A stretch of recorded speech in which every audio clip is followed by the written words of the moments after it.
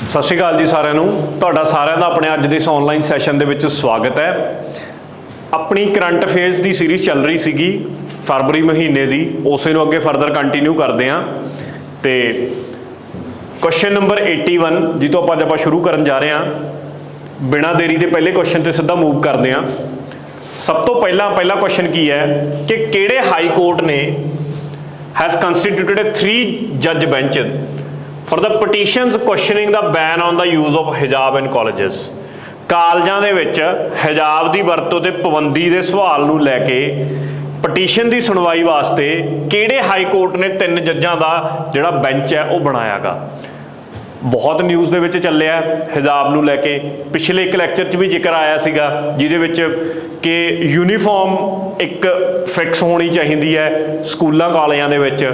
ਕਿਹੜੇ ਸੂਬੇ ਦੇ ਵਿੱਚ ਇਹ ਰੌਲਾ ਸੀ? ਕਰਨਾਟਕਾ ਦੇ ਵਿੱਚ। ਕਰਨਾਟਕਾ ਦੇ ਵਿੱਚ ਇਹ ਚੱਲਿਆ ਕਿ ਸਕੂਲਾਂ ਦੇ ਵਿੱਚ ਡਰੈਸ ਹੀ ਪਾ ਕੇ ਬੱਚੇ ਆਉਣ, ਚਾਹੇ ਕਿਸੇ ਧਰਮ ਨਾਲ ਵੀ ਰਿਲੇਟਡ ਨੇ ਉਹ, ਮਤਲਬ ਆਪਣਾ ਧਾਰਮਿਕ ਪਹਿਰਾਵਾ ਉਹ ਸਕੂਲਾਂ ਦੇ ਵਿੱਚ ਨਾ ਪਾਉਣ। ਇਹ ਉਹਨਾਂ ਦਾ ਤਰਕ ਸੀਗਾ ਸਰਕਾਰ ਦਾ। ਉੱਥੋਂ ਦੇ ਐਜੂਕੇਸ਼ਨ ਐਕਟ ਨੂੰ ਪ੍ਰਵੋਕ ਕਰਕੇ ਉਹਨਾਂ ਨੇ ਮਤਲਬ ਉਸ ਐਕਟ ਦੇ ਅਧੀਨ ਇਹ ਚੀਜ਼ ਪਾਸ ਕੀਤੀ ਸੀ। ਇਹਨੂੰ ਲੈ ਕੇ ਅੱਗੇ ਪਟੀਸ਼ਨ ਪਈ ਤੇ ਪਟੀਸ਼ਨ ਨੂੰ ਸੁਣਨ ਵਾਸਤੇ 3 ਜੱਜਾਂ ਦਾ ਬੈਂਚ ਬਣਾਇਆ ਗਿਆ ਜਿਹੜਾ ਇਸ ਕੇਸ ਨੂੰ ਸੁਣੂਗਾ। ਕਿਹਦੇ ਰਿਲੇਟਡ ਹੈ? ਕਰਨਾਟਕਾ ਦੇ ਰਿਲੇਟਡ ਹੈ। ਮੈਨੂੰ ਲੱਗਦਾ ਜਿਹਨੇ ਪਿਛਲੀਆਂ ਵੀਡੀਓਜ਼ ਦੇਖੀਆਂ ਨੇ ਉਹਨਾਂ ਲਈ ਇਹ ਸਵਾਲ ਕੁਝ ਵੀ ਨਹੀਂ ਸੀ। ਇੰਟਰਲਿੰਕ ਹੁੰਦੇ ਨੇ ਯਾਰ ਸਵਾਲ, ਇੱਕ ਮਹੀਨੇ ਦੇ ਵਿੱਚ ਕੁਛ ਨਾ ਅਗਲੇ ਮਹੀਨੇ ਦੇ ਵਿੱਚ ਹੋ ਸਕਦਾ ਇਹਦੇ ਉੱਤੇ ਕੋਈ ਨਵਾਂ ਹੋਰ ਕੁਛ ਆਵੇ, ਕੋਈ ਸੁਣਵਾਈ ਆ ਜੇ, ਤਾਂ ਕੁਐਸਚਨ ਤਾਂ ਉਹੀ ਰਹਿੰਦਾ ਹੈ। ਲਓ ਜੀ ਅੱਗੇ ਆ ਜਾਓ। ਦੂਜਾ ਕੁਐਸਚਨ, ਕਮੇਂਗ ਸੈਕਟਰ ਜਿੱਥੇ 7 ਆਰਮੀ ਪਰਸਨਲ ਮਰ ਗਏ ਅਵਲਾਂਚੀ ਦੇ ਆਉਣ ਕਰਕੇ, ਇਹ ਕਿੱਥੇ ਹੈ? ਜੀਓਗ੍ਰਾਫੀ ਦੇ ਐਂਗਲ ਤੋਂ ਕੁਐਸਚਨ ਹੈ। ਅਰੁਣਾਚਲ ਪ੍ਰਦੇਸ਼ ਦੇ ਵਿੱਚ ਕਮੇਂਗ ਦਾ ਇਲਾਕਾ ਪੈਂਦਾ। ਉੱਥੇ ਇੱਕ ਬਹੁਤ ਹੀ ਭਿਆਨਕ ਤੂਫਾਨ ਆਇਆ, ਠੀਕ ਹੈ, ਬਰਫੀਲਾ ਤੂਫਾਨ, ਜਿਹਦੇ ਵਿੱਚ ਸਾਡੇ ਜਵਾਨ ਸ਼ਹੀਦ ਹੋ ਗਏ ਫੌਜ ਦੇ, ਠੀਕ ਹੈ। ਤਾਂ ਇਹ ਕਰੰਟ ਅਫੇਅਰ ਸੀ, ਪਰ ਮੇਨਲੀ ਸਾਨੂੰ ਇਹ ਕਮੇਂਗ ਸੈਕਟਰ ਦਾ ਜਿਹੜਾ ਏਰੀਆ ਇਹ ਨਿਊਜ਼ ਦੇ ਵਿੱਚ ਆ ਗਿਆ। ਇਹ ਸਾਨੂੰ ਪੁੱਛਿਆ ਜਾ ਸਕਦਾ ਕਿ ਕਮੇਂਗ ਦਾ ਇਲਾਕਾ ਕਿਹੜੇ ਸੂਬੇ 'ਚ ਪੈਂਦਾ ਹੈ, ਤਾਂ ਇਹ ਕਿਹਦੇ 'ਚ ਪੈਂਦਾ? ਅਰੁਣਾਚਲ ਪ੍ਰਦੇਸ਼ ਦੇ ਵਿੱਚ। ਤਾਂ ਸਾਨੂੰ ਪਤਾ ਹੋਵੇ ਕਿ ਅਰੁਣਾਚਲ ਪ੍ਰਦੇਸ਼ 'ਚ ਆ। ਚਲੋ ਲੱਗਦੇ ਹੱਥ ਤੁਸੀਂ ਨੇ ਇਹਦਾ ਆਨਸਰ ਦੇਣਾ ਕਿ ਇਹਦੀ ਕੈਪੀਟਲ ਕਿਹੜੀ ਹੈ, ਰਾਜਧਾਨੀ ਕਿਹੜੀ ਹੈ ਅਰੁਣਾਚਲ ਪ੍ਰਦੇਸ਼ ਦੀ। ਇਹ ਮੈਨੂੰ ਕਮੈਂਟ ਬਾਕਸ ਦੇ ਵਿੱਚ ਦੱਸੋ ਤੁਸੀਂ। ਲਓ ਜੀ ਅੱਗੇ ਆ ਜਾਓ। ਅਗਲਾ question, What is the percentage of women representation of the board seats in India in 2021 as per women in boardroom report? ਇੱਕ ਨਵੀਂ ਰਿਪੋਰਟ ਆਈ ਹੈ, ਉਹਦੇ ਤਹਿਤ ਜਿੰਨੇ ਮਤਲਬ ਜਿਵੇਂ ਹੁਣ ਆਪਣੀਆਂ ਕੰਪਨੀਆਂ ਹੁੰਦੀਆਂ ਨੇ, ਬੈਂਕ ਹੁੰਦੇ ਨੇ, ਉਹਨਾਂ ਦੇ ਬੋਰਡ ਆਫ ਡਾਇਰੈਕਟਰਸ ਹੁੰਦੇ ਨੇ। ਉਹਦੇ ਵਿੱਚ ਬੋਰਡ ਆਫ ਡਾਇਰੈਕਟਰਸ ਦੇ ਵਿੱਚ ਡਾਇਰੈਕਟਰ ਬੈਠਦੇ ਨੇ, ਕੁਝ ਮੇਲ ਵੀ ਹੁੰਦੇ ਨੇ, ਕੁਝ ਫੀਮੇਲ ਪਾਰਟ ਵੀ ਹੁੰਦਾ। ਟੌਪ ਮੋਸਟ ਪੋਜੀਸ਼ਨਾਂ ਕਿਸੇ ਵੀ ਕੰਪਨੀ ਦੇ ਵਿੱਚ, ਕਿਸੇ ਵੀ ਇੰਸਟੀਟਿਊਟ ਅਦਾਰੇ ਦੇ ਵਿੱਚ, ਉਹਨੂੰ ਲੈ ਕੇ ਰਿਪੋਰਟ ਹੈ ਕਿ ਭਾਰਤ ਦੇ ਵਿੱਚ ਔਰਤਾਂ ਉਹ ਟੌਪ ਮੋਸਟ ਪੋਜੀਸ਼ਨਾਂ ਤੇ ਕਿੰਨੇ ਪਰਸੈਂਟ ਨੇ। ਤੇ ਇਹ ਰਿਪੋਰਟ ਦੇ ਮੁਤਾਬਕ 17.1% ਜਿਹੜੀਆਂ ਔਰਤਾਂ ਨੇ ਉਹ ਟੌਪ ਪੋਜੀਸ਼ਨਾਂ ਤੇ ਨੇ ਅੱਜ ਦੀ ਡੇਟ 'ਚ, ਜਿਹੜੀ ਇਹ ਰਿਪੋਰਟ ਦਾ ਕਹਿਣਾ ਗਾ। ਬੜਾ ਸਿੰਪਲ ਜਿਹਾ ਕੁਐਸਚਨ ਆ, ਤਾਂ ਧਿਆਨ 'ਚ ਰੱਖਿਓ। ਅੱਗੇ ਆ ਜਾਓ। ਕਿਹੜਾ ਕੰਟਰੀ ਦਾ ਜਿਹੜਾ ਸੈਂਟਰਲ ਬੈਂਕ ਹੈ, ਜਿਵੇਂ ਸਾਡਾ ਭਾਰਤ ਦਾ ਸੈਂਟਰਲ ਬੈਂਕ ਕਿਹੜਾ ਹੈ? RBI, reserve bank of India. ਐਵੇਂ ਹਰ ਦੇਸ਼ ਦਾ ਆਪਣਾ ਇੱਕ ਸੈਂਟਰਲ ਬੈਂਕ ਹੈ। ਇੱਕ ਦੇਸ਼ ਦੇ ਸੈਂਟਰਲ ਬੈਂਕ ਨੇ 5 ਸਾਲਾ ਪਲਾਨ ਫॉर ਫਾਈਨੈਂਸ਼ੀਅਲ ਸਟੈਂਡਰਡਾਈਜੇਸ਼ਨ ਵਾਸਤੇ ਲਾਂਚ ਕੀਤਾ ਹੈ। ਤੁਸੀਂ ਨੇ ਦੱਸਣਾ ਉਹ ਕਿਹੜੇ ਦੇਸ਼ ਦਾ ਮਤਲਬ ਬੈਂਕ ਹੈ। ਤਾਂ ਇਹਦਾ ਕਰੈਕਟ ਆਨਸਰ ਹੈਗਾ ਚਾਈਨਾ। ਕੀ ਹੋਊਗਾ? ਕੁਝ ਸਟੈਂਡਰਡ ਤੈਅ ਕਰੇ ਜਾਣਗੇ 5 ਸਾਲਾਂ ਦੇ ਵਿੱਚ, ਕਿਵੇਂ ਕਿਸੇ ਹੋਰ ਦੇਸ਼ ਨਾਲ ਲੈਣ ਦੇਣ, ਬੈਂਕ ਟ੍ਰਾਂਜੈਕਸ਼ਨਾਂ ਕਿਸ ਤਰੀਕੇ ਨਾਲ ਹੋਣਗੀਆਂ, ਉਹਦੇ ਵਿੱਚ ਕੀ ਨਵੇਂ ਮਾਪਦੰਡ ਰੱਖੇ ਜਾਣਗੇ। ਇਹ ਚੀਜ਼ਾਂ 5 ਸਾਲੀ ਪਲਾਨ ਦੇ ਵਿੱਚ ਤੈਅ ਕੀਤੀਆਂ ਗਈਆਂ ਨੇ। ਕਿਹੜੇ ਬੈਂਕ ਦੇ ਦੁਆਰਾ? ਚਾਈਨਾ ਦਾ ਜਿਹੜਾ ਸੈਂਟਰਲ ਬੈਂਕ ਹੈ ਉਹਦੇ ਦੁਆਰਾ।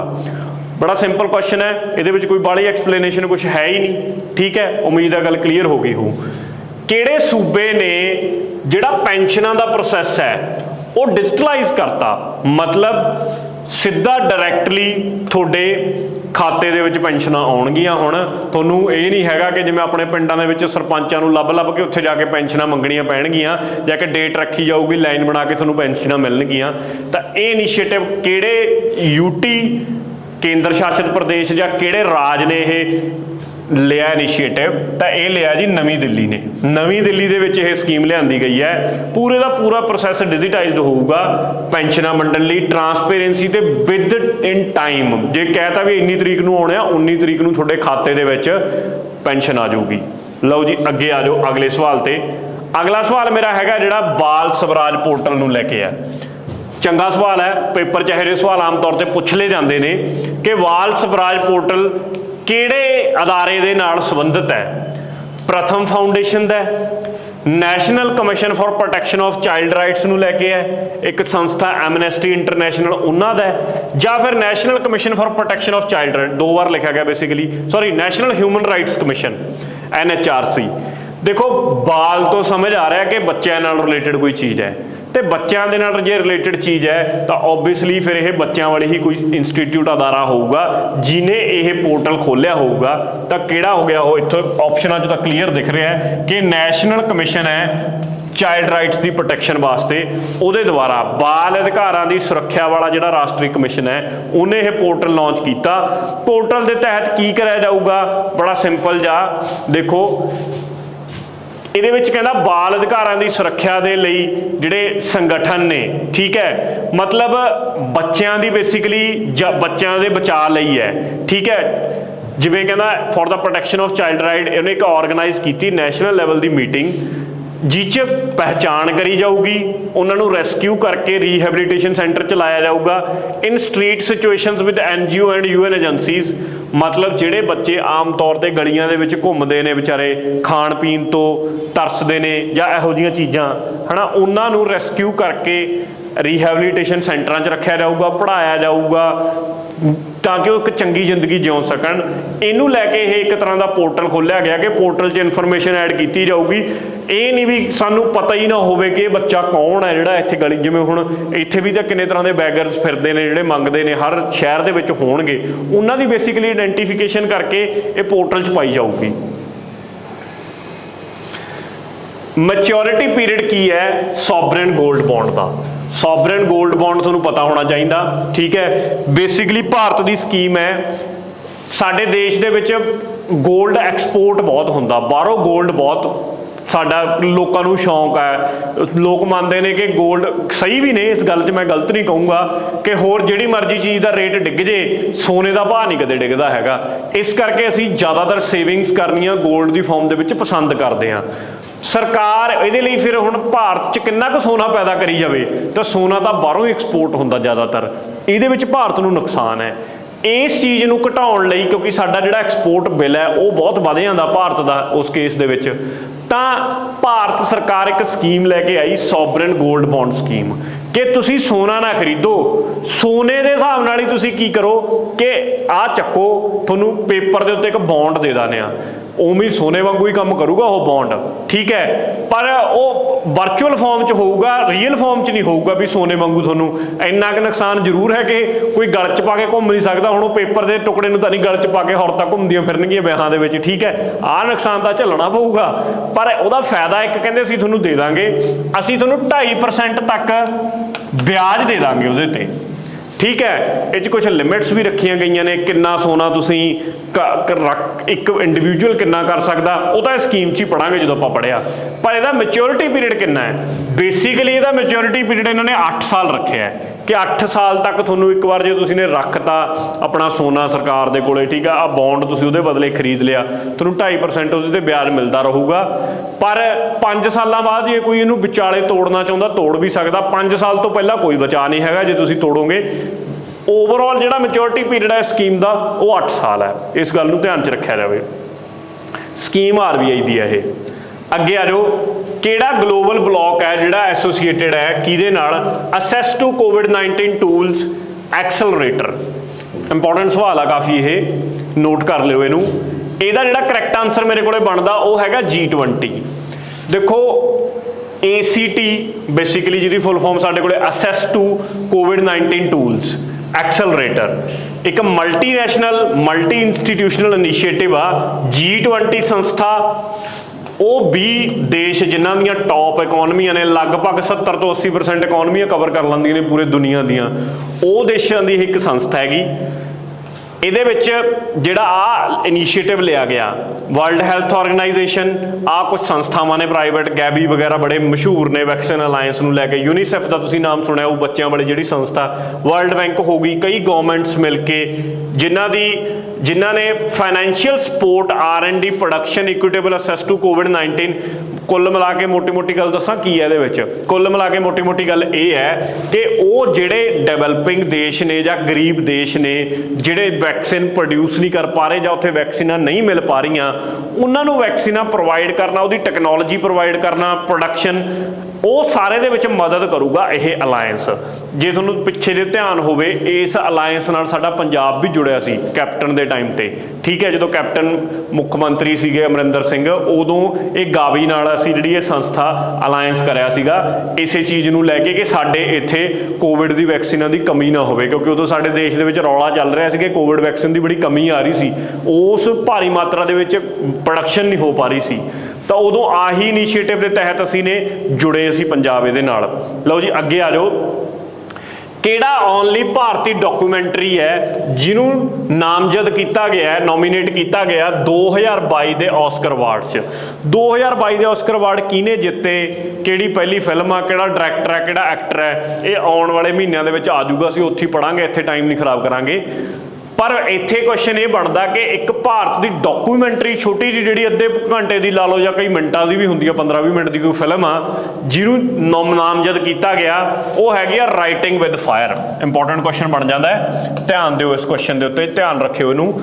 ਰਾਈਟਿੰਗ ਵਿਦ ਫਾਇਰ ਜਿਹਨੂੰ ਬਣਾਇਆ ਕਿਹਨੇ ਹੈ, ਡਾਇਰੈਕਟ ਕਿਹਨੇ ਕੀਤਾ ਹੈ, ਆਹ ਨਾਮ ਨੇ ਡਾਇਰੈਕਟਰਾਂ ਦੇ, ਰਿੰਟੂ ਥੋਮਸ ਤੇ ਸੁਸ਼ਮਿਤ ਘੋਸ਼, ਇਹਨਾਂ ਨੇ ਕੀਤਾ ਜੀ। ਤੇ 94ਵੇਂ ਆਪਣੇ ਆਪ ਦੇ ਵਿੱਚ ਇਹ ਆਸਕਰ ਅਵਾਰਡ ਨੇ।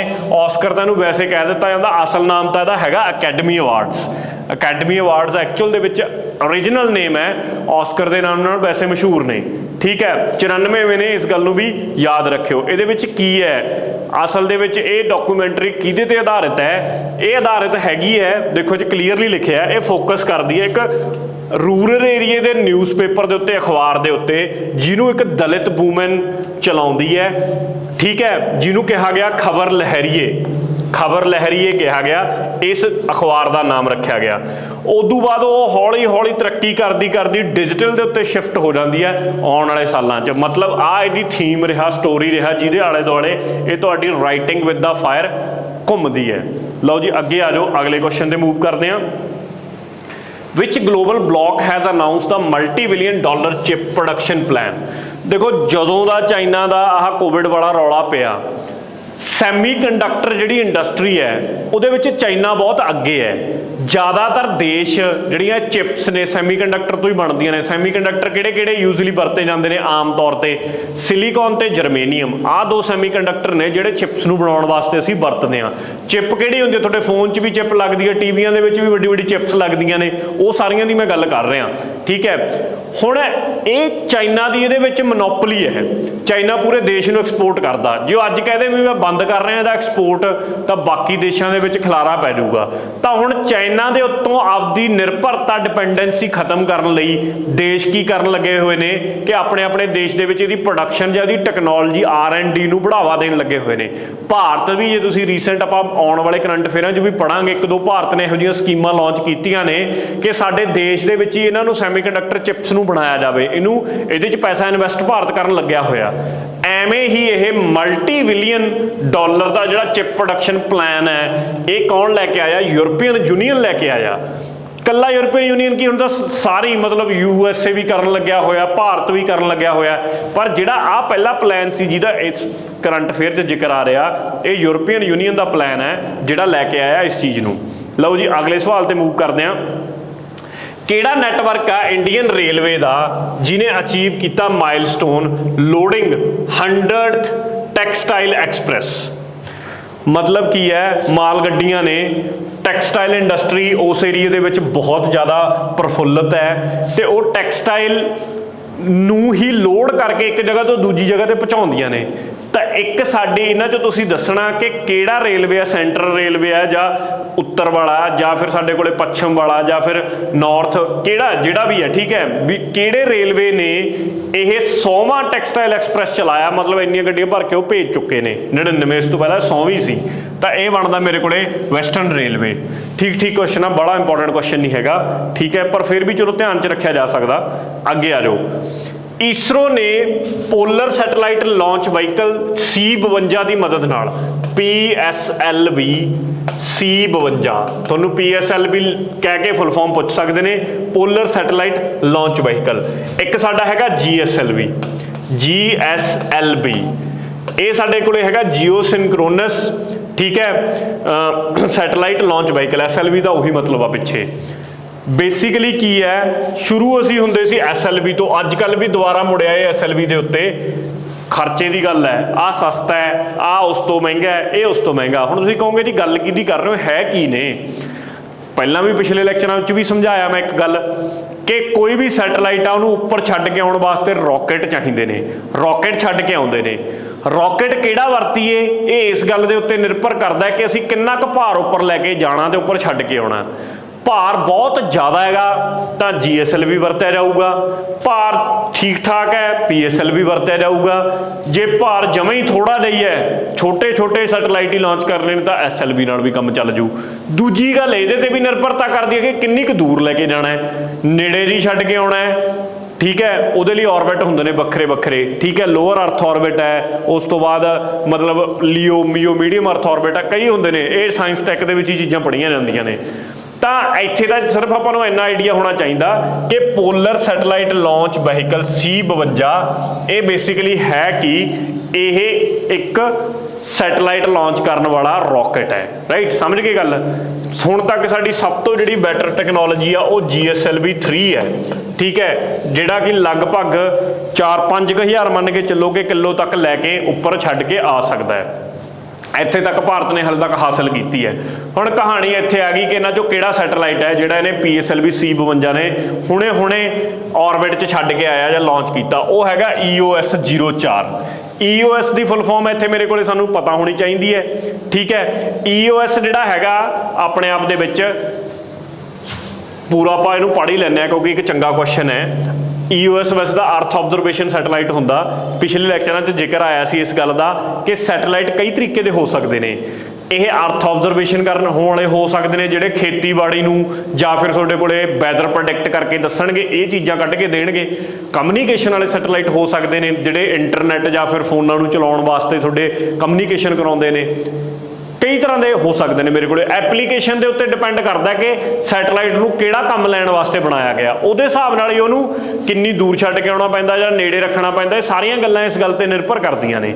ਤਾਂ ਇਹ ਜਿਹੜਾ ਹੈਗਾ ਅਰਥ ਆਬਜ਼ਰਵੇਸ਼ਨ ਸੈਟੇਲਾਈਟ ਹੈ, ਐਗਰੀਕਲਚਰ ਵਾਸਤੇ, ਖੇਤੀਬਾੜੀ ਵਾਸਤੇ, ਫੋਰੈਸਟਰੀ ਵਾਸਤੇ, ਠੀਕ ਹੈ, ਫਲੱਡ ਨੂੰ ਕੰਟਰੋਲ ਕਰਨ ਵਾਸਤੇ, ਉਹਦੀ ਮੈਪਿੰਗ ਕਰਨ ਵਾਸਤੇ, ਆਹ ਸਾਰੀਆਂ ਚੀਜ਼ਾਂ ਵਾਸਤੇ ਦਾ ਵਰਤੋਂ ਕੀਤੀ ਜਾਊਗੀ। ਤਾਂ ਇਹ ਸਾਨੂੰ ਕੁਐਸਚਨ ਇੰਪੋਰਟੈਂਟ ਕੁਐਸਚਨ ਮਾਰਕ ਕਰਕੇ ਰੱਖੋ, ਪੇਪਰ 'ਚ ਇਹ ਵੀ ਪੁੱਛ ਸਕਦੇ ਨੇ ਕਿ ਹੁਣੇ ਕਿਹੜਾ ਸੈਟੇਲਾਈਟ ਲਾਂਚ ਕੀਤਾ, EOS 04, ਕਿਹੜੇ ਕੰਮ ਵਾਸਤੇ ਵਰਤਿਆ ਜਾਊਗਾ, ਲਿਖਿਆ ਪਿਆ ਖੇਤੀਬਾੜੀ, ਫੋਰੈਸਟਰੀ, ਹਾਈਡਰੋਲੋਜੀ ਜਾਂ ਫਲੱਡ ਦੀ ਮੈਪਿੰਗ ਕਰਨ ਵਾਸਤੇ। ਕਿਹੜੇ ਲਾਂਚ ਵਹੀਕਲ ਦੇ ਨਾਲ ਇਹਨੂੰ ਲਾਂਚ ਕੀਤਾ ਗਿਆ, PSLV C-52 ਦੇ ਨਾਲ ਇਹਨੂੰ ਲਾਂਚ ਕੀਤਾ ਗਿਆ। ਤਿੰਨੇ ਚਾਰੇ ਗੱਲਾਂ ਤੁਹਾਡੇ ਦਿਮਾਗ 'ਚ ਫਿੱਟ ਹੋ ਜਾਣ ਤਾਂ ਬਹੁਤ ਵਧੀਆ ਗੱਲ ਹੈ। ਇੱਕ ਵਧੀਆ ਸਵਾਲ ਸੀ, ਕਿਹੜੀ ਭਾਰਤੀ ਸਿਟੀ ਸ਼ਹਿਰ ਹੈ ਜਿਹਨੂੰ ਮੋਸਟ ਟ੍ਰੈਫਿਕ ਕੰਜੈਸ਼ਨ ਵਾਲਾ ਸ਼ਹਿਰ ਟੌਮ ਟ੍ਰੈਫਿਕ ਇੰਡੈਕਸ, ਮਤਲਬ ਇੱਕ ਕੋਈ ਇੰਡੈਕਸ ਆਇਆ ਜਾਰੀ ਕੀਤਾ ਗਿਆ, ਉਹਦਾ ਇੰਡੈਕਸ ਦਾ ਨਾਮ ਹੈਗਾ ਟੌਮ ਟ੍ਰੈਫਿਕ ਇੰਡੈਕਸ। ਤੁਸੀਂ ਦੱਸਣਾ ਕਿ ਇਹਨੇ ਭਾਰਤ ਦੇ ਕਿਹੜੇ ਸ਼ਹਿਰ ਨੂੰ ਸਭ ਤੋਂ ਵੱਧ ਟ੍ਰੈਫਿਕ ਕੰਜੈਸ਼ਨ ਵਾਲਾ ਘੋਸ਼ਿਤ ਕੀਤਾ ਹੈ, ਉਹ ਹੈਗਾ ਮੁੰਬਈ। ਇਹਨੇ ਟੋਟਲ 404 ਸ਼ਹਿਰ 58 ਦੇਸ਼ਾਂ ਦੇ ਚੱਕੇ ਨੇ ਜਿਨ੍ਹਾਂ ਦੀ ਰਿਪੋਰਟਿੰਗ ਕੀਤੀ ਹੈ ਕਿ ਇਹਨਾਂ 'ਚੋਂ ਕੀ 'ਚ ਸਭ ਤੋਂ ਵੱਧ ਟ੍ਰੈਫਿਕ ਪਾਇਆ ਜਾਂਦਾ। ਉਹਦੇ ਵਿੱਚ ਭਾਰਤ ਦੇ ਜੇ ਆਪਾਂ ਦੇਖੀਏ ਕੁੱਲ ਮਿਲਾ ਕੇ 4 ਸਿਟੀਜ਼ ਤਾਂ ਭਾਰਤ ਦੀਆਂ ਪਹਿਲੀ ਟੌਪ 25 ਦੇ ਵਿੱਚ ਆ ਗਈਆਂ। ਜੇ ਟੌਪ 25 ਵਾਲੇ ਚੱਕ ਲਈਏ ਉਹਦੇ ਵਿੱਚ 4 ਭਾਰਤ ਦੀਆਂ ਸਿਟੀਜ਼ ਨੇ। 5ਵਾਂ ਨੰਬਰ ਹਾਸਲ ਕੀਤਾ ਮੁੰਬਈ ਨੇ, ਬੈਂਗਲੁਰੂ ਨੇ ਹਾਸਲ ਕੀਤਾ 10ਵਾਂ ਨੰਬਰ, ਨਿਊ ਦਿੱਲੀ ਨੇ ਹਾਸਲ ਕੀਤਾ 11ਵਾਂ ਨੰਬਰ ਤੇ 21ਵੇਂ ਨੰਬਰ ਤੇ ਆਈ ਹੈ ਪੂਨੇ। ਆਹ 4 ਪਹਿਲੇ ਟੌਪ 25 ਦੇ ਵਿੱਚ ਨੇ। ਤਾਂ ਟੌਪ ਤੇ ਕਿਹੜੀ ਹੋ ਗਈ ਫਿਰ? ਵੈਸੇ ਓਵਰਆਲ 5ਵੀਂ ਆ, ਪਰ ਭਾਰਤ ਦੀ ਟੌਪ ਵਾਲੀ ਕਿਹੜੀ ਹੋ ਗਈ? ਮੁੰਬਈ ਹੋ ਗਈ। ਇੰਪੋਰਟੈਂਟ ਸਵਾਲ ਹੈ, ਮਾਰਕ ਕਰ ਲਿਓ। ਅੱਗੇ ਆ ਜਾਓ ਅਗਲੇ ਸਵਾਲ ਤੇ। ਨੈਕਸਟ ਕੁਐਸਚਨ ਮੇਰੇ ਕੋਲੇ ਆ ਗਿਆ, ਟਾਰਗੇਟ ਆਫ ਆਲ ਇੰਡੀਆ ਕੋਲ ਪ੍ਰੋਡਕਸ਼ਨ ਅਪ ਟੂ 23-24। ਕੋਲ ਪ੍ਰੋਡਕਸ਼ਨ ਦਾ ਟਾਰਗੇਟ ਕਿੰਨਾ ਰੱਖਿਆ ਕਿ 23-24 ਤੱਕ ਅਸੀਂ ਨੇ ਕਿੰਨਾ ਕੋਲ ਪੈਦਾ ਕਰਨਾ। देखो कोल प्रोडक्शन वैसे घटा रहा भारत पोल्यूशन ते प्रदूषण के पॉइंट ऑफ व्यू ते चलते कि असी रिन्यूएबल सोर्सिस ऑफ एनर्जी ते मूव करिए, जिवें सोलर हो गया, विंड हो गया, ये चों निकलीए असी कोल वाले चों, क्योंकि प्रदूषण बहुत हुंदा, वातावरण बहुत इहदे नाल प्रदूषित हुंदा है। तो इनू लैके जिहड़ा टारगेट रखा गया, फैक्चुअल सवाल है, रट्टे वाला सीधा 1.2 बिलियन टन है कि इन्नी असी प्रोडक्शन करनी है। लो जी अगले सवाल ते आ जाओ। अगला सवाल है कि किहड़ा डिसऑर्डर है जिहड़ा कि ज़्यादातर सिक्रेशन ऑफ ग्रोथ हारमोन। देखो साडी बॉडी 'च तुहानूं पता होगा कई तरह के हारमोन्स प्रोड्यूस होंदे ने, जिवें कि पैनक्रीआज एक हारमोन प्रोड्यूस करते हैं जिहड़ा कि साडे ब्लड के शुगर लैवल नूं कंट्रोल करता है, ठीक है। एवें किन्ने तरह के हारमोन ने, ग्रोथ हारमोन साडे निकलते हैं, कई तरह के हारमोन साडी बॉडी के विच वक्खरे वक्खरे हिस्सिਆਂ ਦੇ द्वारा बॉडी ਦੇ द्वारा प्रोड्यूस किए जाते हैं। हुण एवें एक ग्रोथ हारमोन हुंदा जिहड़ा कि रिजल्ट करदा है हाइट नूं वधाउण दे विच। ਉਹਦੇ ਨਾਲ ਉਹ ਹਾਰਮੋਨ ਜੇ ਲੋੜ ਤੋਂ ਜ਼ਿਆਦਾ ਨਿਕਲਣ ਲੱਗ ਜੇ, ਪੈਦਾ ਹੋਣ ਲੱਗ ਜੇ ਸਾਡੀ ਬੋਡੀ 'ਚ, ਤਾਂ ਸਾਨੂੰ ਕਿਹੜਾ ਡਿਜ਼ੀਜ਼ ਹੋ ਜਾਂਦਾ, ਕਿਹੜੀ ਬਿਮਾਰੀ ਹੋ ਜਾਂਦੀ ਹੈ, ਇਹ ਸਵਾਲ ਪੁੱਛਿਆ ਗਿਆ। ਗਰੋਥ ਹਾਰਮੋਨ ਲੋੜ ਤੋਂ ਜ਼ਿਆਦਾ ਪੈਦਾ ਹੋ ਰਿਹਾ, ਕਿਹੜੀ ਬਿਮਾਰੀ ਨੂੰ ਜਨਮ ਦਿੰਦਾ ਹੈ? ਬਿਮਾਰੀ ਦਾ ਨਾਮ ਹੈਗਾ ਐਕਰੋਮੀਗੇਲੀ। ਐਕਰੋਮੀਗੇਲੇ ਨਾਮ ਦੀ ਬਿਮਾਰੀ ਹੈ। ਹੁੰਦਾ ਕੀ ਹੈ ਬੇਸਿਕਲੀ, ਸਭ ਤੋਂ ਪਹਿਲਾਂ ਗੱਲ ਤਾਂ ਸਾਨੂੰ ਇਹ ਪਤਾ ਹੋਵੇ ਕਿ ਪਿਚਿਊਟਰੀ ਗਲੈਂਡ ਜਿਹੜਾ ਸਾਡਾ ਹੈਗਾ ਬੋਡੀ ਦੇ ਵਿੱਚ, ਉਹ ਇਸ ਹਾਰਮੋਨ ਨੂੰ ਰਿਲੀਜ਼ ਕਰਦਾ, ਪਿਚਿਊਟਰੀ ਗਲੈਂਡ, ਠੀਕ ਹੈ। ਇਹ ਹਾਰਮੋਨ ਜੇ ਲੋੜ ਤੋਂ ਵੱਧ ਪੈਦਾ ਹੋਊਗਾ ਤਾਂ ਇੱਕ ਡਿਸਆਰਡਰ ਹੋ ਜਾਂਦਾ ਜਿਹਨੂੰ ਕਿਹਾ ਜਾਂਦਾ ਐਕਰੋਮੀਗੇਲੀ। ਇਹ 'ਚ ਹੁੰਦਾ ਕੀ ਹੈ ਬੇਸਿਕਲੀ? ਹੁੰਦਾ ਕੁਛ ਨਹੀਂ ਯਾਰ, ਮਤਲਬ ਤੁਹਾਡੀਆਂ ਹੱਡੀਆਂ ਦੀ ਗਰੋਥ ਜ਼ਿਆਦਾ ਹੋਣ ਲੱਗ ਜੂਗੀ, ਤੁਹਾਡੀ ਹਾਈਟ ਜ਼ਿਆਦਾ ਇਨਕਰੀਜ਼ ਹੋ ਸਕਦੀ ਹੈ, ਠੀਕ ਹੈ। ਜਿਹੜੇ ਆਪਾਂ ਕਈ ਵਾਰ ਦੇਖਦੇ ਹਾਂ ਕਿ ਬਹੁਤ ਲੰਬੇ ਲੰਬੇ ਲੋਕ ਨਿਕਲ ਜਾਂਦੇ ਨੇ, ਤਾਂ ਉਹ ਇਸੇ ਹਾਰਮੋਨ ਦਾ ਨਤੀਜਾ ਹੁੰਦੇ ਨੇ। ਉਹਨਾਂ ਦੇ ਵਿੱਚ ਇਹ ਹਾਰਮੋਨ ਲੋੜ ਤੋਂ ਜ਼ਿਆਦਾ ਜਿਹੜੇ ਹੁੰਦੇ ਨੇ ਉਹ ਬਣਨ ਲੱਗ ਜਾਂਦੇ ਨੇ।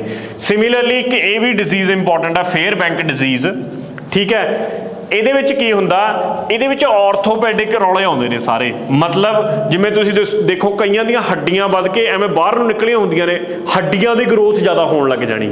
ਹੱਡੀਆਂ ਦੀ ਗਰੋਥ ਜ਼ਿਆਦਾ ਹੋਣ ਲੱਗ ਗਈ ਤਾਂ ਫੇਅਰ ਬੈਂਕ ਡਿਜ਼ੀਜ਼, ਹਾਈਟ ਦੇ ਵਿੱਚ ਚੱਕਰ ਪੈ ਰਿਹਾ ਤਾਂ ਐਕਰੋਮੀਗੇਲੀ। ਦੋਨਾਂ ਨੂੰ ਯਾਦ ਰੱਖਿਓ, ਪੇਪਰ ਦੇ ਵਿੱਚ ਪੁੱਛਿਆ ਜਾਣ ਵਾਲਾ ਅੱਜ ਦੀ ਡੇਟ 'ਚ ਸਭ ਤੋਂ ਮਹੱਤਵਪੂਰਨ ਸਵਾਲ ਕਹਿ ਸਕਦੇ ਹੋ ਅੱਜ ਦਾ ਆਪਣਾ ਇਹ, ਤਾਂ ਇਹਨੂੰ ਇਸ ਐਂਗਲ ਤੋਂ ਯਾਦ ਰੱਖਿਓ। ਬਾਕੀ ਐਕਸਪਲੇਨੇਸ਼ਨ ਲਈ ਤੁਸੀਂ ਇੱਥੇ ਪੜ੍ਹ ਸਕਦੇ ਹੋ, ਉਹਦੇ ਵਿੱਚ ਲਿਖੀ ਹੋਈ ਹੈ ਸਾਰੀ। ਲਓ ਜੀ ਅੱਗੇ ਆ ਜਾਓ। 2020 ਡਾਟਾ ਦੇ ਮੁਤਾਬਕ ਮਿਲਟ ਕੀ ਹੁੰਦਾ ਹੈ? ਮਿਲਟ ਦੇ ਵਿੱਚ ਤੁਹਾਡੇ ਜਵਾਰ ਆ ਗਿਆ, ਰਾਗੀ ਆ ਗਿਆ, ਇਹ ਸਾਰੇ ਜਿਹੜੀਆਂ ਫਸਲਾਂ ਨੇ ਜਿਨ੍ਹਾਂ ਨੂੰ ਬਾਲੇ ਪਾਣੀ ਦੀ ਲੋੜ ਨਹੀਂ, ਕੋਈ ਬਹੁਤੇ ਜ਼ਿਆਦਾ ਮੀਂਹ ਮੂੰਹ ਦੀ ਲੋੜ ਨਹੀਂ ਹੈਗੀ। ਕਿਤੇ ਵੀ ਰਾਜਸਥਾਨ ਵਰਗੇ ਸੁੱਕੇ ਇਲਾਕਿਆਂ ਦੇ ਵਿੱਚ ਮਾੜੀ ਮਿੱਟੀ ਦੇ ਵਿੱਚ, ਮਾਰੂ ਮਿੱਟੀ ਦੇ ਵਿੱਚ ਵੀ ਹੋ ਜਾਂਦੇ ਨੇ, ਉਹ ਮਿਲਟ ਨੇ, ਠੀਕ ਹੈ। ਮਿਲਟ ਨੂੰ ਭਾਰਤ ਨੇ ਪਿੱਛੇ ਜੇ ਬਹੁਤ ਬੜਾਵਾ ਦਿੱਤਾ। 2023 ਦੇ ਸਾਲ ਨੂੰ UN ਸੰਯੁਕਤ ਰਾਸ਼ਟਰ ਨੇ ਇੰਟਰਨੈਸ਼ਨਲ ਈਅਰ ਆਫ ਮਿਲਟਸ ਵੀ ਡਿਕਲੇਅਰ ਕੀਤਾ ਹੈ ਭਾਰਤ ਦੇ ਕਹਿਣ ਦੇ ਉੱਤੇ। ਭਾਰਤ ਦਾ ਇਹਦੇ ਵਿੱਚ ਕਿੰਨਵਾਂ ਰੈਂਕ ਹੈ ਇਹ ਪੁੱਛਿਆ 2020 ਦੇ ਹਿਸਾਬ ਨਾਲ, ਤਾਂ ਭਾਰਤ ਦਾ ਰੈਂਕ ਇਹਦੇ ਵਿੱਚ ਹੈਗਾ 5ਵਾਂ। 5ਵੇਂ ਨੰਬਰ ਤੇ ਸਭ ਤੋਂ ਵੱਧ ਮਿਲਟ ਪ੍ਰੋਡਿਊਸ ਕਰਦਾ ਭਾਰਤ। ਇੰਪੋਰਟੈਂਟ ਹੈ, ਧਿਆਨ 'ਚ ਰੱਖਿਓ। ਮਿਲਟਸ ਬਾਰੇ ਵੀ ਪਤਾ ਹੋਵੇ ਤੁਹਾਨੂੰ ਪੁੱਛ ਸਕਦੇ ਨੇ 4 ਆਪਸ਼ਨਾਂ ਦੇ ਕੇ ਕਿ ਇਹਨਾਂ 'ਚੋਂ ਕਿਹੜਾ ਮਿਲਟ ਹੈ ਕਿਹੜਾ ਮਿਲਟ ਨਹੀਂ ਹੈਗਾ। ਤਾਂ ਤੁਹਾਨੂੰ ਹੁਣ ਮੈਂ ਆਈਡੀਆ ਦੇਤਾ ਕਿ ਆਹ ਜਿਵੇਂ ਬਾਜਰਾ ਹੋ ਗਿਆ, ਰਾਗੀ ਹੋ ਗਿਆ, ਇਹ ਸਾਰੀਆਂ ਚੀਜ਼ਾਂ ਮਿਲਟ ਦੀ ਕੈਟੇਗਰੀ 'ਚ ਪੈਂਦੀਆਂ ਨੇ। ਅੱਗੇ ਆ ਜਾਓ। ਕਿਹੜਾ ਡਿਵੈਲਪਿੰਗ ਕੰਟਰੀ ਹੈ ਜਿਹੜਾ ਹਜੇ ਆਪਣੇ ਆਪ ਨੂੰ ਡਿਵੈਲਪ ਕਰ ਰਿਹਾ, ਜਿਹਨੇ ਬੈਨ ਲਾਤਾ ਡਰੋਨਸ ਦੇ ਇੰਪੋਰਟ ਦੇ ਉੱਤੇ? ਇਹ ਡਿਵੈਲਪਿੰਗ ਕੰਟਰੀ ਸਾਡਾ ਭਾਰਤ ਹੀ ਹੈ। ਡਰੋਨ ਅਨਮੈਨਡ ਏਰੀਅਲ ਵਹੀਕਲ, UAV, ਕਈ ਵਾਰ ਇਹ ਪੁੱਛ ਲੈਂਦੇ ਨੇ। ਅਨਮੈਨਡ ਏਰੀਅਲ ਵਹੀਕਲ ਇਹਦੀ ਫੁੱਲ ਫਾਰਮ ਹੈ। ਡਰੋਨ ਇਹੀ ਤਾਂ ਹੁੰਦੇ ਨੇ, ਉਹ 'ਚ ਕੋਈ ਬੰਦਾ ਥੋੜੀ ਬੈਠਾ ਹੁੰਦਾ। ਆਈ ਹੁਣ ਪਾਕਿਸਤਾਨ ਵਾਲੇ ਕਰ ਹੀ ਰਹੇ ਨੇ, ਡਰੋਨ ਦੇ ਵਿੱਚ ਪਾ ਕੇ ਸਿੱਧਾ ਲੈਂਡ ਕਰਾਉਂਦੇ ਨੇ ਭਾਰਤ ਦੇ ਵਿੱਚ, ਚਾਹੇ ਉਹ ਨਸ਼ਾ ਹੋਵੇ ਚਾਹੇ ਹਥਿਆਰ ਹੋਣ, ਆਹੀ ਚੀਜ਼ਾਂ ਤਾਂ ਚੱਲ ਰਹੀਆਂ ਨੇ। ਉਹੀ ਅਨਮੈਨਡ ਏਰੀਅਲ ਵਹੀਕਲ ਹੁੰਦੇ ਨੇ। ਭਾਰਤ ਨੇ ਇਹਨਾਂ ਦੇ ਉੱਤੇ ਬੈਨ ਲਾਤਾ। ਕਾਰਨ ਮੇਨਲੀ ਕੀ ਹੈ? ਕਾਰਨ ਇੱਕ ਚਾਈਨਾ ਦੀ ਕੰਪਨੀ ਹੈ, ਨਾਮ ਹੈਗਾ SZDJI ਟੈਕਨੋਲੋਜੀ ਕਾਰਪੋਰੇਸ਼ਨ। ਇਹ ਬਹੁਤ ਜ਼ਿਆਦਾ ਅੱਗੇ ਹੈ ਡਰੋਨਸ ਬਣਾਉਣ 'ਚ। ਭਾਰਤ ਨਹੀਂ ਚਾਹੁੰਦਾ ਕਿ ਇਹ ਸਾਡੀ ਮਾਰਕੀਟ ਨੂੰ, ਜਿਵੇਂ ਲੜੀਆਂ ਸਾਡੇ ਇੱਥੇ ਫਲੱਡ ਕਰਤੀਆਂ ਪੂਰੀਆਂ ਬੁਰੀ ਤਰ੍ਹਾਂ ਨਾਲ, ਇਹ ਡਰੋਨਸ ਵੀ ਐਂ ਫਲੱਡ ਕਰ ਦਿੱਤੇ ਜਾਣ। ਭਾਰਤ ਇਸ ਟੈਕਨੋਲੋਜੀ ਨੂੰ ਖੁਦ ਡਿਵੈਲਪ ਕਰਨਾ ਚਾਹੁੰਦਾ ਕਿ ਭਾਰਤ ਦੇ ਵਿੱਚ ਪ੍ਰੋਡਕਸ਼ਨ ਹੋਵੇ ਡਰੋਨਸ ਦੀ ਵੱਧ ਤੋਂ ਵੱਧ। ਇਸ ਕਰਕੇ ਭਾਰਤ ਨੇ ਇਹਨਾਂ ਦੇ ਬੈਨ ਲਾਤਾ। ਮਹੱਤਵਪੂਰਨ ਸਵਾਲ ਹੈ, ਧਿਆਨ 'ਚ ਰੱਖਿਓ। ਅੱਗੇ ਆ ਜਾਓ। ਈਵਨ ਕਿ ਭਾਰਤ ਡਰੋਨਸ ਦੇ ਉੱਤੇ ਪਾਲਿਸੀ ਵੀ ਲੈ ਕੇ ਆਇਆ ਨਵੀਂ। ਜਿਹਦੇ ਵਿੱਚ 2-3 ਇਹਨਾਂ ਨੇ ਜਿਵੇਂ green zone, yellow zone, red zone, 3 zone ਇਹਨਾਂ ਨੇ ਘੋਸ਼ਿਤ ਕੀਤੇ ਨੇ। ਜਿਵੇਂ ਰੈੱਡ ਜ਼ੋਨ ਦੇ ਵਿੱਚ ਤਾਂ ਤੁਸੀਂ ਬਿਨਾਂ ਪਰਮਿਸ਼ਨ ਤੋਂ ਉਡਾ ਹੀ ਨਹੀਂ ਸਕਦੇ, ਗ੍ਰੀਨ ਜ਼ੋਨ 'ਚ ਤੁਸੀਂ ਇੱਕ ਲਿਮਿਟਡ ਹਾਈਟ ਤੱਕ ਉਡਾ ਸਕਦੇ ਹੋ। ਉਹ ਪੋਲਿਸੀ ਵੀ ਆਪਾਂ ਡਿਸਕਸ ਕਰਾਂਗੇ ਹੌਲੀ ਹੌਲੀ। ਹੁਣ ਜਿਵੇਂ ਇਹ ਸੀਰੀਜ਼ ਤੁਰੂਗੀ, ਮੈਂ ਕੁਝ ਸਿਲੈਕਟਡ ਟੌਪਿਕਸ 'ਤੇ ਅਲੱਗ-ਅਲੱਗ ਲੈਕਚਰ ਵੀ ਬਣਾਉਣ ਦੀ ਕੋਸ਼ਿਸ਼ ਕਰੂੰਗਾ। ਜਿਵੇਂ ਕੋਈ ਨਵੀਂ ਪੋਲਿਸੀ ਆਈ ਆ, ਉਹ ਪੋਲਿਸੀ ਦੇ ਉੱਤੇ ਲੈਕਚਰ ਬਣ ਗਿਆ, ਕੋਈ ਐਕਟ ਆਇਆ ਉਹਦੇ 'ਤੇ ਲੈਕਚਰ ਬਣ ਗਿਆ, ਠੀਕ ਹੈ, ਉਹਨਾਂ ਨੂੰ ਵੀ ਆਪਾਂ ਕਵਰ ਅਪ ਕਰਨ ਦੀ ਕੋਸ਼ਿਸ਼ ਕਰਾਂਗੇ। ਪਹਿਲਾਂ ਆਪਾਂ ਕਰੰਟ ਵਾਲੇ ਨੂੰ ਚੱਲਣ ਦਈਏ, ਅੱਗੇ ਆ ਜਾਓ। ਅਗਲਾ ਹੈਗਾ ਮੇਰੇ ਕੋਲੇ ਨਾਮਾ ਸ਼ਾਲੇ ਨਾਨਾ ਕੋਡੂਗੇ। ਇੱਕ ਇਨੀਸ਼ੀਏਟਿਵ ਹੈ, ਕਿਹੜੀ ਸਟੇਟ ਜਾਂ ਯੂਟੀ ਦਾ, ਠੀਕ ਹੈ, ਬੜਾ ਅਜੀਬ ਜਿਹਾ ਨਾਮ ਹੈ। ਕਰਨਾਟਕਾ ਦਾ ਜਿਹੜਾ ਪ੍ਰਾਇਮਰੀ ਤੇ ਸੈਕੰਡਰੀ ਸਕੂਲ ਐਜੂਕੇਸ਼ਨ ਵਾਲਾ ਡਿਪਾਰਟਮੈਂਟ ਹੈ, ਉਹਨੇ ਇੱਕ ਐਪ ਬਣਾਈ ਹੈ ਜਿਹਦਾ ਨਾਮ ਇਹ ਰੱਖਿਆ ਜੋ ਵੀ ਸ਼ਾਲੇ ਨਾਨਾ ਕੋਡੂਗੇ। ਇਹਦਾ ਕੀ ਮੋਟਿਵ ਹੈ? ਇਹ ਐਡਰੈਸ ਕਰੂਗੀ ਉਸ ਸਟੇਟ ਦੇ ਵਿੱਚ, ਕਰਨਾਟਕਾ ਦੇ ਵਿੱਚ ਸਕੂਲਾਂ ਦੇ ਵਿੱਚ ਇਨਫਰਾਸਟ੍ਰਕਚਰ ਦੀ ਲੋੜ, ਕਿਤੇ ਟੀਚਰਾਂ ਦੀ ਕਮੀ ਤਾਂ ਨਹੀਂ ਹੈਗੀ, ਪੀਣ ਵਾਲੇ ਪਾਣੀ ਦੀ ਕਮੀ ਤਾਂ ਨਹੀਂ ਹੈਗੀ, ਤੇ ਜਿਹੜਾ CSR, ਹੁਣ ਇਹ ਕੀ ਚੀਜ਼ ਹੁੰਦਾ ਹੈ? Corporate social responsibility funds. Usually ਕੀ ਹੈ, ਹਰ ਕਾਰਪੋਰੇਟ ਜਿਹੜੀ ਵੱਡੀ ਕੋਈ ਕੰਪਨੀ ਹੈ ਉਹਨਾਂ ਨੂੰ ਇੱਕ ਫੰਡ ਬਣਾਉਂਦੀਆਂ ਨੇ CSR, ਜਿਹਦਾ ਕੀ ਮੋਟਿਵ ਹੋਊਗਾ? ਜਿਹਦਾ ਮੋਟਿਵ ਇਹ ਹੋਊਗਾ ਕਿ ਸੋਸ਼ਲ ਰਿਸਪੌਂਸਿਬਿਲਿਟੀ, ਸੁਸਾਇਟੀ ਦੇ ਵਿੱਚ ਕੁਝ ਇਹੋ ਜਿਹੇ ਕੰਮ ਕਰਨੇ ਜਿਹੜੇ ਸੁਸਾਇਟੀ ਵਾਸਤੇ ਚੰਗੇ ਹੋਣਗੇ, ਉੱਥੇ ਫੰਡਿੰਗ ਕਰਨ। ਜੇ ਉਹ ਕਾਰਪੋਰੇਟ ਉੱਥੇ ਫੰਡਿੰਗ ਕਰਦੀ ਹੈ, ਉਹ ਹਿੱਸਾ ਸਰਕਾਰ ਟੈਕਸ ਦੇ ਅੰਡਰ ਨਹੀਂ ਗਿਣਦੀ ਹੈਗੀ ਉਹਨਾਂ ਦਾ, ਉਹਨਾਂ ਟੈਕਸ ਉਹਨਾਂ ਨੂੰ ਛੂਟ ਦੇ ਦਿੱਤੀ ਜਾਂਦੀ ਹੈ ਵੀ ਤੁਸੀਂ ਇਹ ਵਾਲੀ ਚੀਜ਼ ਸਮਾਜ ਸੁਧਾਰ ਵਾਸਤੇ ਲਾਈ ਹੈ। ਤਾਂ ਇਹਨੂੰ ਅਸੀਂ ਕਾਰਪੋਰੇਟ ਸੋਸ਼ਲ ਰਿਸਪੌਂਸਿਬਿਲਿਟੀ ਫੰਡ ਬੋਲਦੇ ਹਾਂ। 1% ਪਤਾ ਨਹੀਂ 2% ਦੇ ਅਰਾਊਂਡ ਹੁੰਦਾ ਇਹ ਫੰਡ, ਠੀਕ ਹੈ, ਉਹਨਾਂ ਦੀ ਪੂਰੀ ਆਮਦਨ ਦੇ। ਤਾਂ ਉਹ ਫੰਡ ਨੂੰ ਯੂਜ਼ ਕਰਨਾ ਹੈ ਚੰਗੀ ਤਰ੍ਹਾਂ ਨਾਲ ਸਕੂਲਾਂ ਦੀਆਂ ਲੋੜਾਂ ਨੂੰ ਪੂਰੀਆਂ ਕਰਨ ਵਾਸਤੇ। ਇਹ ਐਪਲੀਕੇਸ਼ਨ ਦਾ ਇਹ ਮੋਟਿਵ ਰਹੂਗਾ, ਤੇ ਇਹ ਕਿਹੜੇ ਸੂਬੇ ਦੀ ਹੈ? ਕਰਨਾਟਕਾ ਦੀ ਹੈ, ਠੀਕ ਹੈ ਜੀ। ਉਮੀਦ ਹੈ ਕਲੀਅਰ ਹੋ ਗਈ ਹੋਊ। ਅਗਲੇ ਸਵਾਲ ਤੇ ਮੂਵ ਕਰਦੇ ਹਾਂ। ਕਿਹੜਾ ਫਿਨੋਮੇਨਾ ਜਿਹਨੇ ਇੰਪੈਕਟ ਕੀਤਾ ਓਵਰ 40 ਸਟਾਰਲਿੰਕ ਸੈਟੇਲਾਈਟਸ ਨੂੰ? ਲਓ ਜੀ, ਸਭ ਤੋਂ ਪਹਿਲਾਂ ਤਾਂ ਕੰਪਨੀ ਦਾ ਨਾਮ ਯਾਦ ਰੱਖਿਓ, ਸਟਾਰਲਿੰਕ। 2-3 ਕੰਪਨੀਆਂ ਦੇ ਜ਼ਿਕਰ ਆ ਗਏ। ਪਹਿਲੀ ਕੰਪਨੀ ਸੀ SpaceX, ਦੂਜੀ ਕੰਪਨੀ SpaceX ਕਿਹਦੀ? ਸਪੇਸ ਦੇ ਵਿੱਚ, ਪਲਾਟ ਦੇ ਵਿੱਚ ਐਕਟੀਵਿਟੀਜ਼ ਨੂੰ ਲੈ ਕੇ, ਆਹੀ ਕੋਈ ਸੈਟੇਲਾਈਟ ਛੱਡ ਕੇ ਆਉਣਾ, ਸੈਟੇਲਾਈਟ ਬਣਾਉਣਾ ਐਂਡ ਆਲ। ਦੂਜੀ ਕੰਪਨੀ ਟੈਸਲਾ, ਇਲੈਕਟ੍ਰਿਕ ਕਾਰਾਂ ਦੇ ਲਈ ਮਸ਼ਹੂਰ, ਚਾਈਨਾ ਦੇ ਵਿੱਚ ਬਹੁਤ ਵੱਡਾ ਪਲਾਂਟ ਆ, ਭਾਰਤ 'ਚ ਲੱਗਣਾ ਸੀ ਪਰ ਕਿਸੇ ਕਾਰਨ ਨਹੀਂ ਲੱਗ ਪਾਇਆ। ਤੀਸਰੀ ਆ ਗਈ ਸਟਾਰਲਿੰਕ।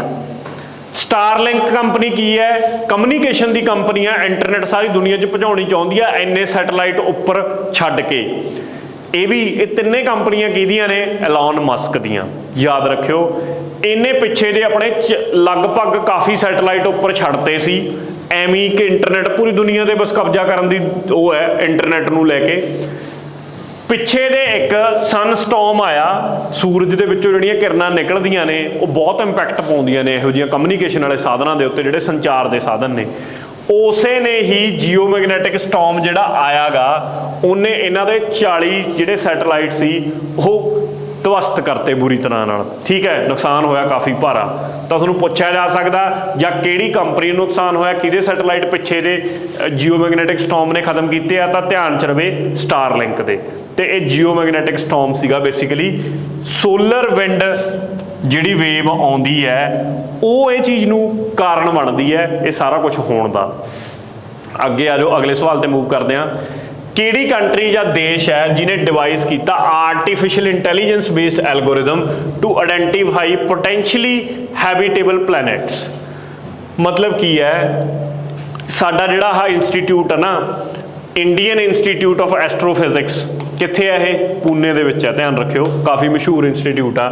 ਇਹਨਾਂ ਨੇ ਤੇ ਇੱਕ ਬਿਟਸ ਪਲਾਨੀ ਰਾਜਸਥਾਨ ਦੇ ਵਿੱਚ ਆ, ਇਹਨਾਂ ਨੇ ਮਿਲ ਕੇ ਇੱਕ ਐਲਗੋਰਿਦਮ ਬਣਾਇਆ ਜਿਹਦੇ ਨਾਲ ਕਹਿੰਦੇ ਅਸੀਂ ਵੀ ਇਹ ਲੱਭਾਂਗੇ ਕਿ ਕਿਹੜੇ ਜਿਹੜੇ ਉੱਪਰ ਸਾਡੇ ਪਲੈਨਟਸ ਨੇ, ਠੀਕ ਹੈ, ਉਹ ਅਰਥ ਵਾਂਗੂ ਹੈਬਿਟੇਬਲ ਨੇ, ਉੱਥੇ ਜੀਵਨ ਜਿਉਇਆ ਜਾ ਸਕਦਾ ਹੈ।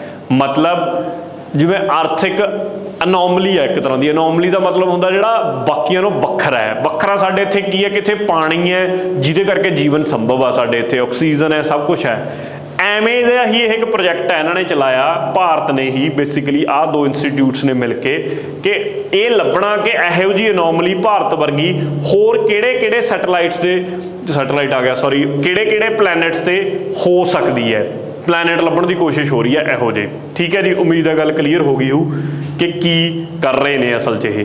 ਕਿਹੜੀ ਕੰਟਰੀ ਹੈ ਜਿਹੜੀ ਪਹਿਲੀ ਹੈ to allow the drones in civilian air space? Important ਸਵਾਲ ਆ ਬਈ, ਜਿਹੜੇ ਡਰੋਨਸ ਨੇ ਸਿਵਿਲੀਅਨ 에ਅਰ ਸਪੇਸ ਦੇ ਵਿੱਚ ਚੱਲ ਸਕਦੇ ਨੇ, ਇਹ ਅਲਾਓ ਕੀਤਾ ਇਜ਼ਰਾਈਲ ਨੇ। ਡਰੋਨਸ ਆਪਾਂ ਪਿੱਛੇ ਜ਼ਿਕਰ ਕਰ ਚੁੱਕੇ ਹਾਂ, ਡਰੋਨਸ ਕੀ ਹੁੰਦੇ ਨੇ। ਠੀਕ ਹੈ, ਸਿਵਿਲੀਅਨ 에ਅਰ ਸਪੇਸ ਦੇ ਵਿੱਚ ਖੁੱਲ੍ਹੇਆਮ ਚੱਲ ਸਕਦੇ ਨੇ। ਜਿਵੇਂ ਸਾਡੇ ਵੀ ਇੱਥੇ ਪਾਲਿਸੀ ਹੈ ਕਿ ਐਵੇਂ ਖੁੱਲ੍ਹੇਆਮ ਨਹੀਂ, ਤੁਹਾਨੂੰ ਲਾਇਸੈਂਸ ਲੈਣਾ ਪਊਗਾ, ਲਾਇਸੈਂਸ ਲੈ ਕੇ ਫਿਰ ਚਲਾ ਸਕਦੇ ਹੋ। ਇਹ ਪਾਲਿਸੀ ਦਾ ਮੈਂ ਕਿਸੇ ਨਾ ਕਿਸੇ ਲੈਕਚਰ 'ਚ ਜ਼ਰੂਰ ਬਣਾਊਂਗਾ, ਡਰੋਨ ਪਾਲਿਸੀ ਪੂਰੀ ਪੜ੍ਹਾਊਂਗਾ ਤੁਹਾਨੂੰ ਕਿ ਕੀ ਅਸਲ 'ਚ ਪਾਲਿਸੀ 'ਚ ਟਰਮਸ ਰੱਖੀਆਂ ਨੇ ਭਾਰਤ ਨੇ। ਤਾਂ ਇਹ ਮੈਨੂੰ ਤੇ ਕੁਐਸਚਨ ਧਿਆਨ 'ਚ ਰਵੇ, ਇੰਪੋਰਟੈਂਟ ਹੈ ਕਿ ਇਜ਼ਰਾਈਲ ਨੇ ਇਹ ਅਲਾਓ ਕੀਤਾ ਕਿ ਜਿਹੜੀ ਸਾਡੀ ਨਾਗਰਿਕਤਾ ਵਾਲੀ ਜਿਹੜੀ ਸਪੇਸ ਹੈ ਨਾ, ਉਹਦੇ ਵਿੱਚ ਡਰੋਨ ਉਡਾਉਣ ਦੀ ਇਜਾਜ਼ਤ ਦੇ ਦਿੱਤੀ ਆ, ਉਹ ਵਾਲੇ ਨਾਗਰਿਕ ਹਵਾਈ ਖੇਤਰ ਦੇ ਵਿੱਚ। ਆ ਦੋ ਮਿਊਜ਼, ਹੀਲੀਓਸ, ਵਰਮ ਨਿਊਜ਼ 'ਚ ਦੇਖੇ ਗਏ ਨੇ। ਕਿਹੜੀ ਸਪੇਸ ਏਜੰਸੀ ਦੇ ਇਹ ਤੁਸੀਂ ਕਹਿ ਸਕਦੇ ਹੋ ਮਿਸ਼ਨ ਨੇ? ਕੱਲ ਸਮਝਾਇਆ ਸੀ ਕਿ ਜਿੱਥੇ ਹੀਲੀਓਸ ਆ ਜਾਂਦਾ ਹੈ, ਠੀਕ ਹੈ, ਕੱਲ ਕੇ ਪਰਸੋਂ ਜਿਹੜੇ ਵੀ ਲੈਕਚਰ 'ਚ ਆਇਆ ਸੀ ਪਿਛਲੇ 'ਚ, ਇਹ ਸਿੱਧਾ ਕਿਹਦੇ ਨਾਲ ਜੁੜਦਾ ਹੈ? ਸਨ ਨਾਲ। ਇਹਦੇ ਰਿਲੇਟਡ ਕੁਝ ਵੀ ਐਵੇਂ ਆਉਂਦਾ ਤਾਂ ਸਨ ਤੇ ਐਕਸਪੈਰੀਮੈਂਟ ਨੇ, ਨਾਸਾ ਦੇ ਨੇ। ਨਾਸਾ ਕਿੱਥੋਂ ਦੀ ਹੈ ਸੰਸਥਾ? US ਦੀ। ਤਾਂ ਇਹਨੇ ਦੋ ਮਿਸ਼ਨ ਚਲਾਏ ਨੇ, ਮਿਊਜ਼ ਜਿਹਦੀ ਫੁੱਲ ਫਾਰਮ ਕੀ ਹੈ? Multi slit solar explorer, multi slit solar explorer. ਦੂਜੀ ਮੇਰੇ ਕੋਲ ਹੀਲੀਓਸ ਹੈ, ਹੀਲੀਓਸ ਸਵਾਮ ਇਹਦੀ ਫੁੱਲ ਫਾਰਮ ਹੈ, S ਫॉर ਸਵਾਮ, ਹੀਲੀਓ ਦਾ ਹੀਲੀਓ ਹੀ ਬਣਿਆ। ਇਹ ਦੋ ਨੇ ਸਨ ਦੇ ਕਰੋਨਾ ਨੂੰ, ਸਨ ਦੇ ਵਿੱਚ ਵੱਖਰੀਆਂ ਵੱਖਰੀਆਂ ਲੇਅਰਸ ਹੁੰਦੀਆਂ ਨੇ, ਕਰੋਨਾ ਸਭ ਤੋਂ ਥੱਲੜੀ ਲੇਅਰ ਹੁੰਦੀ ਹੈ ਉਹਦੀ, ਠੀਕ ਹੈ, ਉਹਨੂੰ ਸਟੱਡੀ ਕਰੂਗੀ। ਤੇ ਮੈਗਨੈਟਿਕ ਫੀਲਡ ਜਿਹੜੀ ਸੋਲਰ ਵਿੰਡ ਹੈ, ਜਿਵੇਂ ਪਿੱਛੇ ਆਪਾਂ ਪੜ੍ਹਿਆ ਨਾ ਕਿ ਸੋਲਰ ਵਿੰਡ ਆਉਂਦੀ ਹੈ, ਉਹਦਾ ਮੈਗਨੈਟਿਕ ਫੀਲਡ ਇੰਪੈਕਟ ਕਰਦਾ, ਤਾਂ ਹੀ ਉਹ ਤਾਂ ਦੇਖ ਕਿੰਨੀਆਂ ਚੀਜ਼ਾਂ ਖਰਾਬ ਹੋ ਰਹੀਆਂ ਨੇ, ਉਹ ਚੀਜ਼ ਨੂੰ ਸਟੱਡੀ ਕਰੂਗੀ ਤਾਂ ਕਿ ਉਹੋ ਜਿਹੇ ਹਾਦਸਿਆਂ ਤੋਂ ਬਚਿਆ ਜਾ ਸਕੇ। ਇਹ ਇਹਦਾ ਮੇਨ ਹੈ। ਇੱਕ ਯਾਦ ਰੱਖਿਓ, ਪਾਰਕਰ ਮਿਸ਼ਨ ਵੀ ਬੜਾ ਮਸ਼ਹੂਰ ਸੀਗਾ, ਪਾਰਕਰ ਮਿਸ਼ਨ, ਇਹ ਵੀ ਸਨ ਦਾ ਮਿਸ਼ਨ ਹੈ ਤੇ ਇਹ ਵੀ ਕਿਹਦਾ ਸੀ? ਨਾਸਾ ਦਾ ਮਿਸ਼ਨ ਹੈ। Parker solar probe mission basically ਇਹਨੂੰ ਕਹਿੰਦੇ ਆ, ਤਾਂ ਇਹਨੂੰ ਵੀ ਯਾਦ ਰੱਖਿਆ ਜਾ ਸਕਦਾ। ਅੱਗੇ ਆ ਜਾਓ ਅਗਲੇ ਸਵਾਲ ਤੇ। ਅਗਲਾ ਸਵਾਲ ਮੇਰੇ ਕੋਲ ਹੈਗਾ ਮਾਧਵਚਾਰਿਆ ਜੀ ਨੂੰ ਲੈ ਕੇ। Madhvacharya was the chief proponent of which school of Vedanta? Vedanta ਦੇ ਕਿਹੜੇ ਸਕੂਲ ਦਾ ਚੀਫ ਪ੍ਰੋਪੋਨੈਂਟ ਸੀਗਾ? ਮਾਧਵਚਾਰਿਆ ਵਿਦਾਂਤ ਦੇ ਕਿਸ ਸਕੂਲ ਦਾ ਪ੍ਰਚਾਰਕ ਸੀਗਾ? ਕਰੈਕਟ ਆਨਸਰ ਹੈਗਾ ਦਵੈਤ। ਦਵਾਇਤਾ ਦਾ ਮੇਨ ਸੀਗਾ, ਡੂਅਲਿਜ਼ਮ ਵੀ ਆਪਾਂ ਉਹਨੂੰ ਬੋਲ ਸਕਦੇ ਹਾਂ, ਇਸ ਫਿਲਾਸਫੀ ਨਾਲ ਰਿਲੇਟਡ ਸੀਗੇ ਮਾਧਵਚਾਰਿਆ ਜੀ। ਤੇ ਮਾਧਵਚਾਰਿਆ ਜੀ ਬੇਸਿਕਲੀ ਕਰਨਾਟਕਾ ਤੋਂ ਬਿਲੋਂਗ ਕਰਦੇ ਸੀ। ਕਰਨਾਟਕਾ ਦੇ ਵਿੱਚ ਇਹਨਾਂ ਨੇ ਆਪਣਾ ਸਭ ਤੋਂ ਪਹਿਲਾਂ ਸ਼ੁਰੂ ਕੀਤਾ ਸੀ। 13ਵੀਂ ਸੈਂਚੁਰੀ ਦੇ ਵਿੱਚ ਇਹ ਸੰਤ ਰਹੇ ਨੇਗੇ। ਕਿਉਂ ਨਿਊਜ਼ ਦੇ ਵਿੱਚ ਸੀ? ਕਿਉਂਕਿ ਹੁਣੇ ਇਹਨਾਂ ਦੀ ਨੌਮੀ ਆਈ ਸੀ, ਮਤਲਬ ਜਦੋਂ ਇਹ ਬੌਰਨ ਜੰਮੇ ਸੀਗੇ, ਤੇ ਨਰਿੰਦਰ ਮੋਦੀ ਪ੍ਰਾਈਮ ਮਿਨਿਸਟਰ ਨੇ ਇਹਨਾਂ ਨੂੰ ਯਾਦ ਕੀਤਾ, ਇਸ ਕਰਕੇ ਇਹ ਨਿਊਜ਼ 'ਚ ਆ ਗਏ। ਜ਼ਿਆਦਾਤਰ ਕੁਐਸਚਨ ਆਹੀ ਬਣਦਾ ਕਿ ਮਾਧਵਚਾਰਿਆ ਕਿਹੜੀ ਫਿਲਾਸਫੀ ਦੇ ਪ੍ਰੋਪੋਨੈਂਟ ਸੀ, ਪ੍ਰਚਾਰਕ ਸੀ? ਦਵਾਇਤਾ। ਧਿਆਨ 'ਚ ਰੱਖਿਓ, ਇੰਪੋਰਟੈਂਟ ਹੈ। ਅਗਲੇ ਸਵਾਲ ਤੇ ਮੂਵ ਕਰਦੇ ਹਾਂ। ਸਵਾਲ ਨੰਬਰ 104, ਕਿਹੜੀ ਕੰਟਰੀ ਹੈ ਜਿਹਨੇ ਆਇਡੈਂਟੀਫਾਈ ਕੀਤੀ ਹੈ ਨੈਕਸਟ ਜਨਰੇਸ਼ਨ ਪ੍ਰੋਬਾਇਓਟਿਕ ਬੈਕਟੀਰੀਅਮ ਲੈਕਟੋਬੈਸਿਲਸ ਪਲੈਂਟਰਮ JBC5? ਕੀ ਹੈ ਇਹ ਦੇਖਦੇ ਹਾਂ। ਭਾਰਤ, ਆਨਸਰ ਇਹਦਾ ਭਾਰਤ ਹੈ। ਭਾਰਤ ਨੇ ਕਿਹੋ ਜਿਹਾ ਬੈਕਟੀਰੀਆ ਲੱਭਿਆ? ਠੀਕ ਹੈ, ਨੈਕਸਟ ਜਨਰੇਸ਼ਨ ਆ ਬੈਕਟੀਰੀਆ, ਇਹਦਾ ਨਾਮ ਹੈ, ਤੁਸੀਂ ਪੜ੍ਹ ਸਕਦੇ ਹੋ, ਪ੍ਰੋਬਾਇਓਟਿਕ ਬੈਕਟੀਰੀਅਮ ਲੈਕਟੋਬੈਸਿਲਸ। ਲੈਕਟੋਬੈਸਿਲਸ ਤੋਂ ਸਮਝਦੇ ਹੋ ਕੁਛ? ਇਹ ਉਹ ਬੈਕਟੀਰੀਆ ਜਿਹੜਾ ਦੁੱਧ ਤੋਂ ਦਹੀਂ ਬਣਾਉਣ ਦੇ ਕੰਮ ਆਉਂਦਾ, ਲੈਕਟੋਬੈਸਿਲਸ। ਇਹੀ ਬੈਕਟੀਰੀਆ ਜਿਹੜਾ ਅਸੀਂ ਦੁੱਧ ਫਾੜ ਕੇ ਉਹਦਾ ਦਹੀਂ ਬਣਾ ਦਿੰਦਾ। ਇਹਦੀ ਹੀ ਕਿਸੇ ਅੱਗੇ ਸਪੀਸ਼ੀਜ਼ ਪ੍ਰਜਾਤੀ ਨੂੰ ਭਾਰਤ ਦੀ ਇਹਨਾਂ ਨੇ ਸਾਇੰਟਿਸਟ ਨੇ ਆਇਡੈਂਟੀਫਾਈ ਕੀਤਾ ਰੀਸੈਂਟਲੀ, ਤੇ ਇਹਦੇ ਤੋਂ ਹੀ ਇਹਨਾਂ ਨੇ ਡਿਵੈਲਪ ਕਰਨ ਤੋਂ ਬਾਅਦ ਦਹੀਂ, ਯੋਗਰਟ, ਦਹੀਂ ਨੂੰ ਹੀ ਬੋਲਦੇ ਆ ਬੇਸਿਕਲੀ, ਜਮਾ ਕੇ ਵੀ ਦੇਖਿਆ, ਯੂਜ਼ ਕੀਤਾ। ਤਾਂ ਤੁਹਾਨੂੰ ਪੁੱਛ ਸਕਦੇ ਨੇ ਬੈਕਟੀਰੀਆ ਦਾ ਨਾਮ ਆ ਸਕਦਾ, ਕਿਹੜਾ ਕੀ ਰੋਲ ਰਹਿੰਦਾ ਇਸ ਬੈਕਟੀਰੀਆ ਦਾ, ਕਿਹਨੇ ਲੱਭਿਆ? ਭਾਰਤੀ ਸਾਇੰਟਿਸਟਾਂ ਨੇ ਲੱਭਿਆ। ਬਸ ਇੰਨੀ ਕੁ ਗੱਲ ਯਾਦ ਰੱਖਿਓ। ਅੱਜ ਦਾ ਆਖਰੀ ਕੁਐਸਚਨ ਹੈ, ਕਿਹੜੀ ਇੰਡੀਅਨ ਫੋਰਸ ਹੈ ਆਰਮੀ ਦੀ ਜਿਹਨੇ RFID ਟੈਗਿੰਗ ਕਰਤੀ ਆਪਣੇ ਸਾਰੇ ਐਮੂਨੀਸ਼ਨ ਇਨਵੈਂਟਰੀ ਦੀ? ਦੇਖੋ ਇਹਦੇ ਨਾਲ ਇਹ ਪਤਾ ਲੱਗੂਗਾ ਕਿ ਕਿਹੜੀ ਜਗ੍ਹਾ ਤੇ ਕੀ ਸਾਡੇ ਕੋਲੇ ਪਿਆ ਹੈ। ਹੁਣ ਜੇ ਲੜਾਈ J&K ਤਾਂ J&K ਦੇ ਵਿੱਚ ਕਿਹੜਾ ਹਥਿਆਰ ਕਿਹੜੀ ਐਮੂਨੀਸ਼ਨ ਸਾਡੇ ਕੋਲੇ ਅਵੇਲੇਬਲ ਆ, ਕਿਸੇ ਹੋਰ ਜਗ੍ਹਾ ਦੇ ਉੱਤੇ ਹੈ ਅਰੁਣਾਚਲ 'ਚ ਕੀ ਅਵੇਲੇਬਿਲਿਟੀ ਹੈ, ਜਿਹੜੀ ਚੀਜ਼ ਉੱਥੇ ਨਹੀਂ ਹੈਗੀ ਉਹ ਕਿਹੜੀ ਜਗ੍ਹਾ ਤੇ ਪਈ ਹੈ ਤਾਂ ਕਿ ਉੱਥੋਂ ਟਰਾਂਸਪੋਰਟ ਕਰਨੀ ਸੌਖੀ ਹੋ ਜੇ। ਠੀਕ ਹੈ, ਤਾਂ ਜੀਓ ਟੈਗਿੰਗ RFID ਟੈਗਿੰਗ ਇਹੀ ਹੁੰਦੀ ਹੈ।